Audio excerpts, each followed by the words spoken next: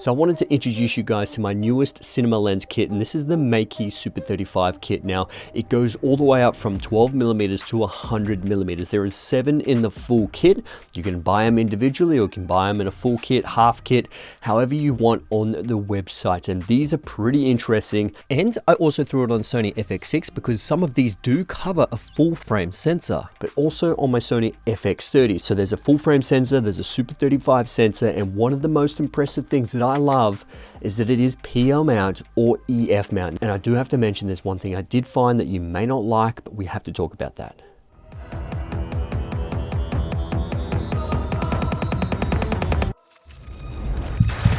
Every heartbeat pushes you forward. With each step, you grow stronger. This journey starts with a single push. The world is your gym. Each push-up and squat builds resilience. No excuses, just action. In the gym, you compete with yourself. Every rep and set brings you closer to your goals. Your willpower is stronger than any weight. And the stretch is your reward. Feel the tension release and muscle relax. Reflect on your progress and prepare for the journey ahead. Fitness is a journey.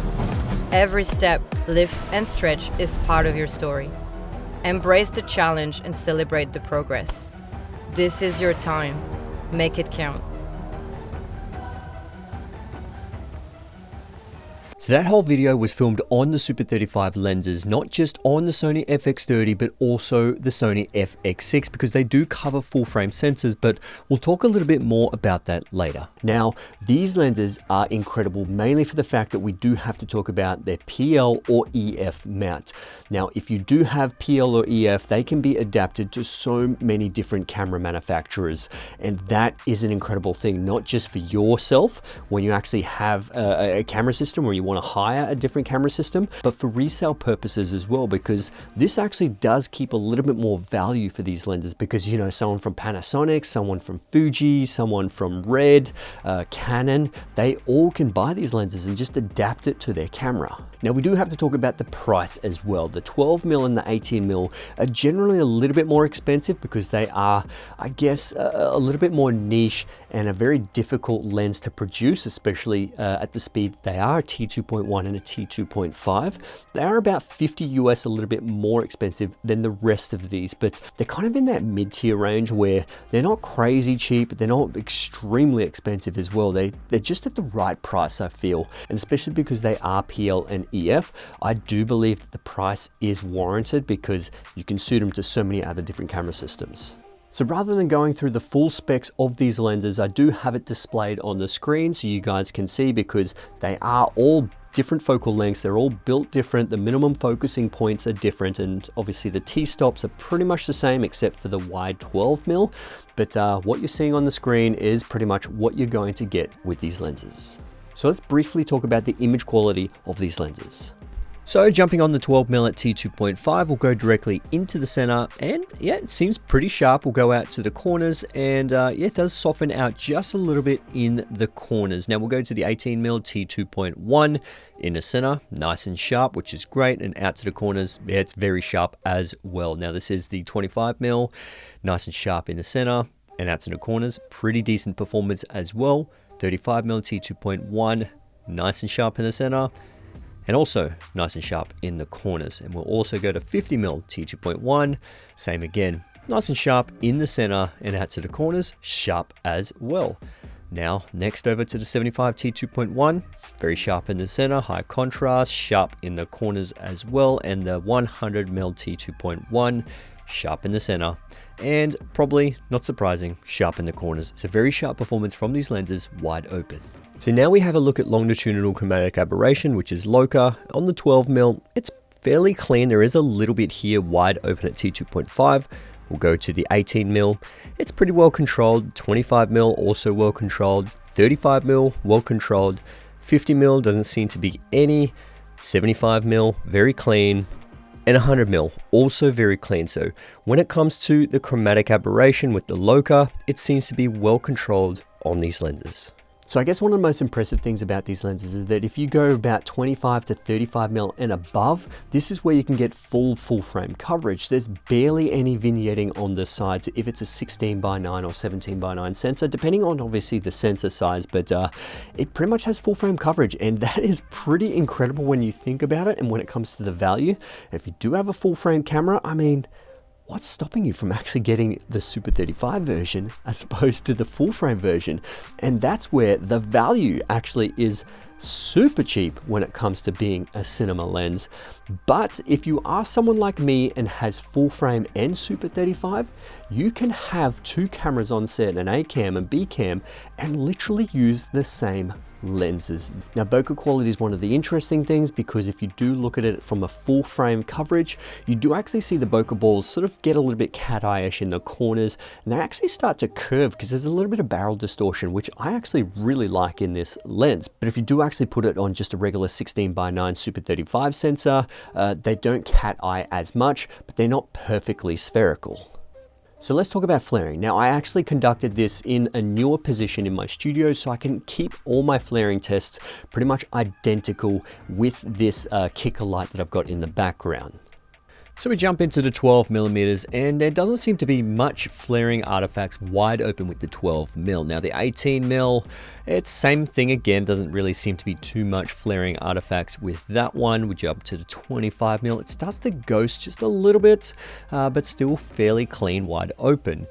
Now we go to the 35mm, similar thing, pretty clean wide open, doesn't seem to be too much flaring in the corners, it does ghost a touch. The one thing is just that lens streak, which is pretty unique and pretty interesting on this 35mm. Now we'll go over to the 50mm, it ghosts a little bit, there does seem to be a little bit more flaring artifacts compared to the previous lenses, but overall pretty clean in the corners, and it doesn't seem to be too affected by flares. Now the 75mm does seem to ghost quite a lot, but still holds the contrast quite well. Nothing in the corners, it's just when you can see there a little bit when it hits the corner of the lens. Now the 100mm is fairly clean. There is a little bit of rainbowing at the edge here. You can kind of notice a little bit of flaring artifacts there in the very corner.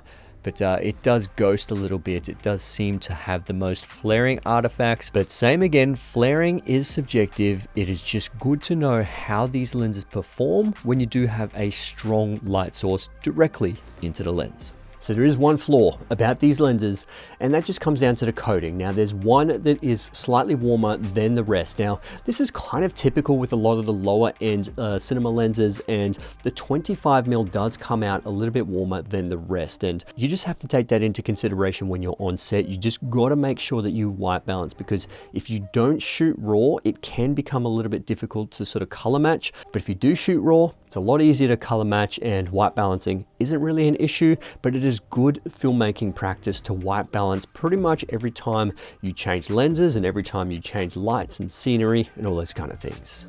Now, when it comes to the build and design of these, they're all pretty much exactly the same, except for the 12mm. Now, 12mm is a pretty wide focal length, and you do actually have a larger front end here. It has an 86mm front filter thread, and it is actually slightly taller than the rest as well. But they're all pretty much consistent throughout the whole range. When it comes to the T-stop, this 12mm happens to be a T2.5 rather than the T2.1 of the rest, which is pretty standard with most cinema lens kits when you get to the wider end range. Now the lenses do come with support brackets, which I personally don't think you really need. It really depends on how sturdy your PL mount is adapted to your camera. If you do have a little bit of movement, which I think they saw in the earlier Red Komodo cameras, there is a little bit of movement in the actual lens mount itself.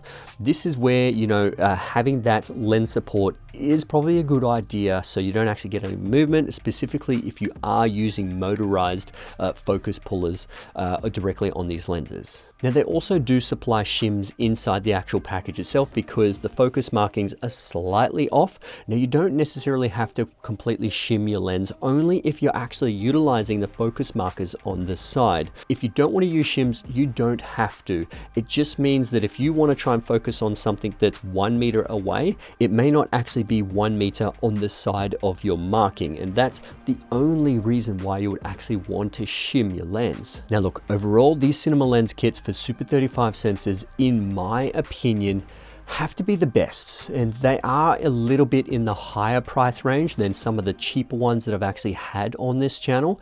But the biggest thing that you have to take into consideration as well is that it's a full lens kit, but it's also PL or EF mount, so you can adapt this to so many other different camera manufacturers. The resale value will be higher, so it does actually put these lenses a little bit above all the other cinema lenses that I've had in the Super 35 range on this channel. So you'll be making a pretty decent decision when you're actually buying these cinema lenses, but obviously a lot of these image testings, bokeh quality and flaring tests and all those kind of things is subjective, so you have to, you know, take that into consideration if that's what you're after. If you want clinically clean, if you want stylistic characters, it's up to you. It really depends on what you prefer. So yeah, thanks for watching. I'll put a link in the description below if you do want to check these lenses out, and I'll see you guys in the next one. All right, let's get it.